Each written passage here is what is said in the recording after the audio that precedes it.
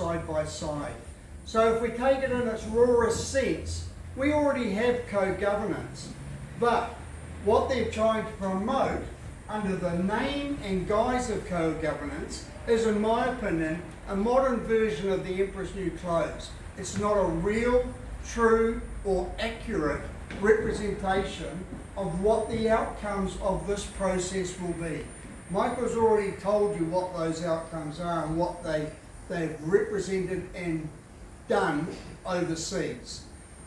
So the next thing I want to cover off is that co-governance as it's represented at the moment is, as Michael says, two separate systems based solely on the colour of your skin, except one of those systems has a veto right and the other doesn't, and the other part of the system has the money and is expected to finance the actual operation of the one that's got the veto rights. So we're not going to see an equitable sharing of the power and the management and the distribution of the resources in this country. It's all about promoting one particular group of people.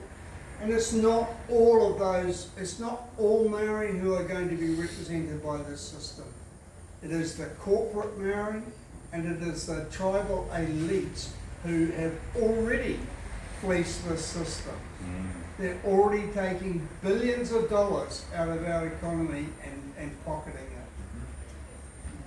So, the co-governance claim, as it's currently presented, is based not on the treaty, not on even the Maori version of the treaty. And I'll cover this off in a minute. It's based solely on the Freeman version of the treaty.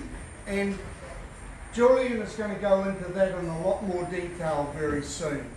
But it's the only version out of 4 versions of the treaty. We've got the James Freeman, is it James Freeman? What's his name? Yeah.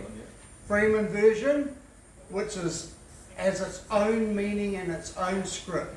We've got the Littlewood Treaty, which is the only treaty that was signed prior to what was drafted prior to the presentation to the Maori chiefs at Waitangi.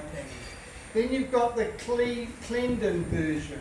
Now the Clendon version was actually back translated not by the original authors but by a separate author for the purposes of gazetting in the American Parliament.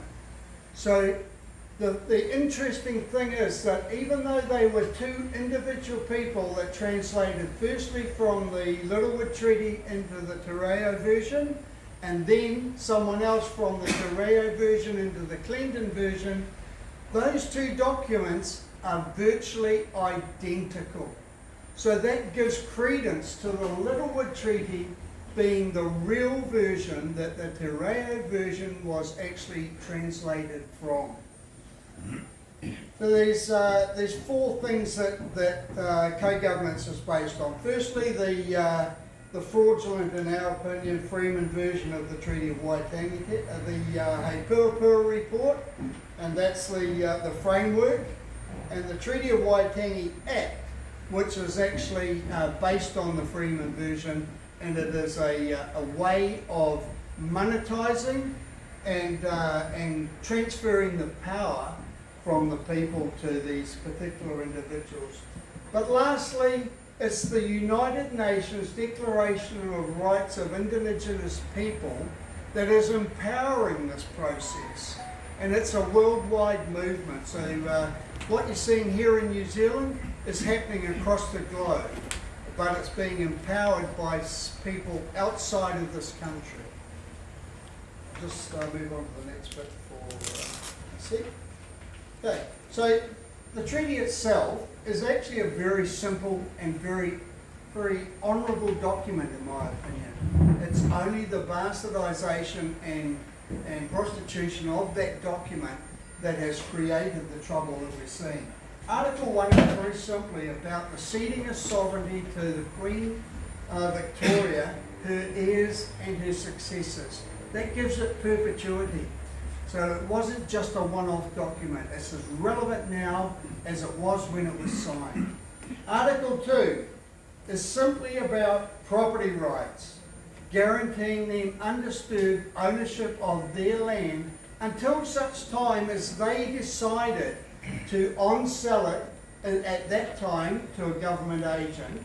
But there are numerous sales prior to the signing of the treaty that have been recorded and are still held in New South Wales.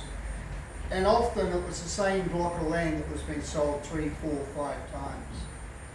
Article 3 is what actually gave the New Zealand natives, the Maoris, the same rights as us as then British citizens before it was transferred into New Zealand citizenship. So it made us one people and one nation. And that's what was stated every time a chief signed the document, signed the treaty at Waitangi. We are now one people and one nation. And that's the principle that our party builds its stand against co-governance on. We can't go past that. So I've covered off what the 4 versions of the treaty are. So we've got to ask ourselves, was sovereignty actually ceded? And the answer is definitely it was ceded. It's been reaffirmed on so many occasions, and particularly by prominent Maori statesmen and politicians. Firstly, when it was first signed, it was lauded by a Maori chief by the name of Tamati Waka Nene. And he was a great ally of the British, but he was also the very first Maori chief 20 years later that spoke at the Kauai-Marama Conference. Now the Kauai-Marama Conference is significant because it actually reaffirmed what happened at the treaty grounds in Waitangi on the 6th of February of 1840. So it's important to understand that this is not just a one-off thing that happened 1 year. 20 years later, over 200 chiefs, many of whom signed the original documents, regathered in Kauai-Marama, and only one of those chiefs said anything that was against the process in the signing or the subsequent 20 years. And that was a William Kingi from Taranaki. So, you know, there's no way you can say it wasn't ceded. Edward Nata is another one. And I mean, he's on our $50 note. He's a noble statesman. He's well recognised within this country as a man of stature and a man of integrity. He ceded. He stated categorically that sovereignty was ceded. Sir Tau Henare Senior, not Junior, is another one who says that that sovereignty was ceded. So we've got a number of Maori people throughout the history of this country that have absolutely said this was ceded. You are British sovereign. Okay, so people are reimagining what the terms used in the treaty mean by changing the language into modern language. The only document that was transferred into English, from English into Maori, at that particular time were the Gospels of the Holy Bible.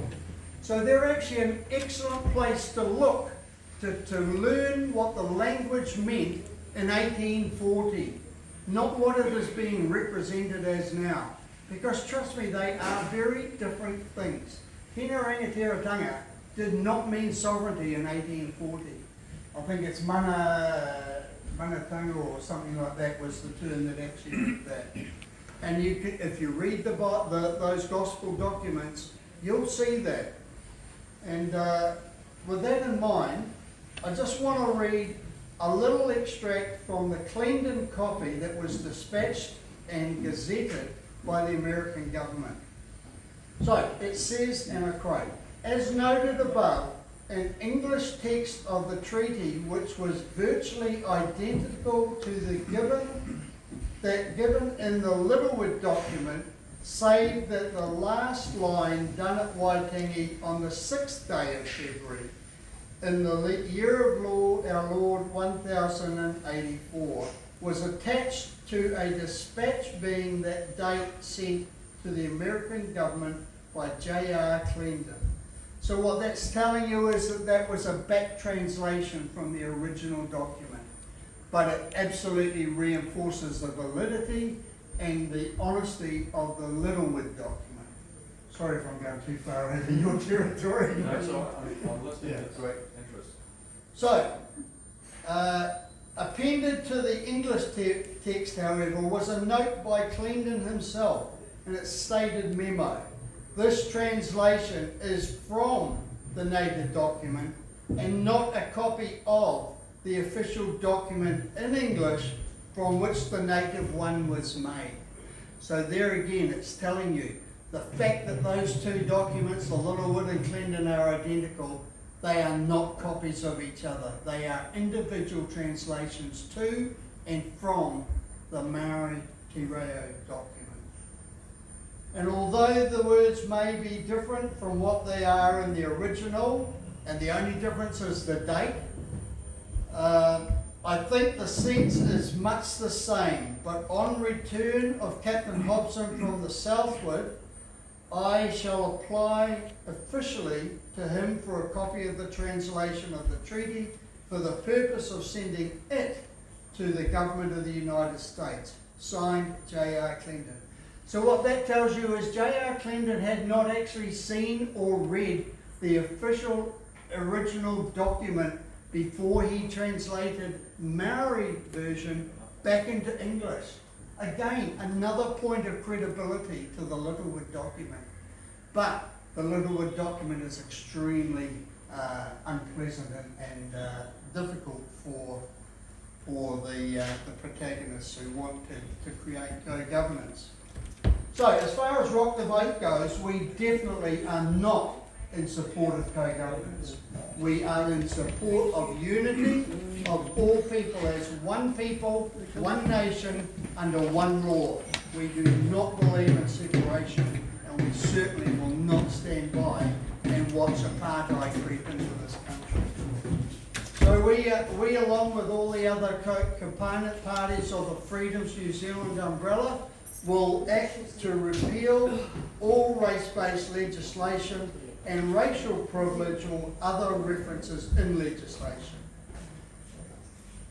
So the other thing that has been highly impacted by critical race theory, in this instance the co-governance movement, is our education system.